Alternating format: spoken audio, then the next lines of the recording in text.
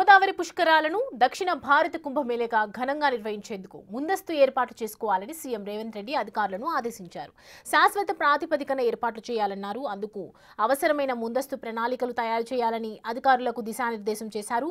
అదేవిధంగా రాష్ట్రంలో గోదావరి తీరం వెంట ఉన్న ప్రధాన ఆలయాల అభివృద్ధికి అత్యంత ప్రాధాన్యం ఇవ్వాలని చెప్పారు. ప్రధానంగా పుష్కరాల ఏర్పాట్లు, రాబోయే భక్తుల రద్దీని అంచనా వేసుకుని మౌలిక వసతులు కల్పించాలన్నారు. పుష్కర స్నానాలు ఆచరించేందుకు వచ్చే లక్షలాది భక్తులకు ఎలాంటి లోటుపాట్లు లేకుండా సదుపాయాలు కల్పించేందుకు ప్రత్యేక ప్రణాళిక సిద్ధం చేసుకోవాలని సూచనలు చేశారు. గోదావరి పుష్కరాల ఏర్పాట్లు, ముందస్తు సన్నద్ధతపై అధికారులతో సీఎం సమీక్ష సమావేశం నిర్వహించారు. సమావేశంలో మంత్రి కొండా సురేఖ, దేవాదాయ శాఖ ముఖ్య కార్యదర్శి, ధార్మిక సలహాదారు తదితరులు పాల్గొన్నారు. ఇక 2027 జూలై 23న గోదావరి పుష్కరాలు ప్రారంభమవుతాయి. ఇప్పటి నుంచి దాదాపు 22 నెలల వ్యవధి ఉన్నందున శాశ్వతమైన మౌలిక వసతులు, అభివృద్ధి పనులపై ప్రత్యేక దృష్టి సారించాలని సీఎం రేవంత్ రెడ్డి అధికారులను ఆదేశించారు. మహారాష్ట్ర నుంచి తెలంగాణలో ప్రవేశించే గోదావరి నదికి రాష్ట్రంలో 560 కిలోమీటర్ల తీర ప్రాంత దాదాపు 74 చోట్ల పుష్కర ఘాట్లను ఏర్పాటు చేయాల్సిన అవసరం ఉంటుందని అధికారులు ముఖ్యమంత్రికి వివరించారు.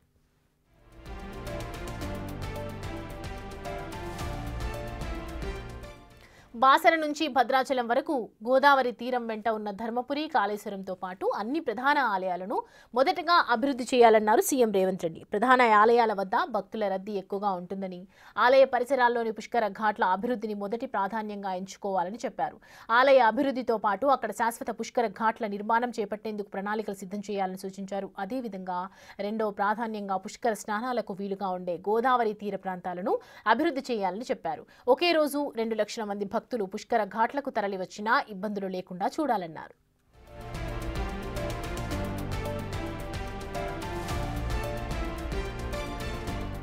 పుష్కరాల ఏర్పాట్లకు కేంద్ర ప్రభుత్వ ప్రాయోజిత పథకాలను సద్వినియోగం చేసుకోవాలని సీఎం రేవంత్ రెడ్డి అధికారులను సూచించారు. స్వచ్ఛ భారత్, జల జీవన్ మిషన్తో పాటు అందుబాటులో ఉన్న కేంద్ర పథకాలన్నింటితో సమన్వయం ఉండే పనులు గుర్తించి వాటికి అవసరమైన అనుమతులు తీసుకోవాలని ఆదేశించారు. దక్షిణ భారత కుంభమేళాకు వచ్చే భక్తుల రద్దీని దృష్టిలో ఉంచుకొని కేంద్ర ప్రభుత్వం నుంచి స్పెషల్ ప్యాకేజీ కోరేందుకు వీలుగా ఈ పనుల జాబితాను సిద్ధం చేయాలని చెప్పారు.